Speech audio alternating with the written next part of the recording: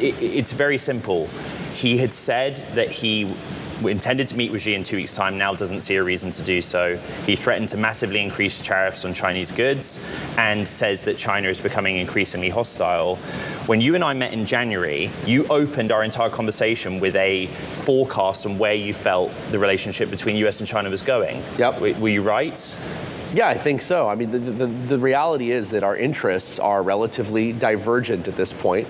And that's particularly true when it comes to semiconductors, when it comes to Taiwan. And so Trump, I think what he's doing right now is he's playing the art of the deal. He's trying to get the best deal that he can. And I understand that he has to manage this reality that right now we are kind of dependent on China for a lot of things.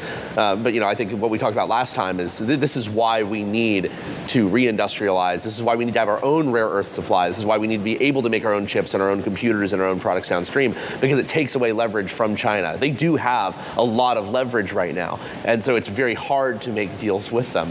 I think it's actually healthy for the U.S.-China relationship for it to not be so dependent on China. Right now, we don't have great solutions. Can you kind of quantify it? I mean, so you're so involved in Arsenal 1, we will talk about that. But right now, the weapons that Anduril makes and the autonomous systems, how dependent is that specific supply chain at this moment on China?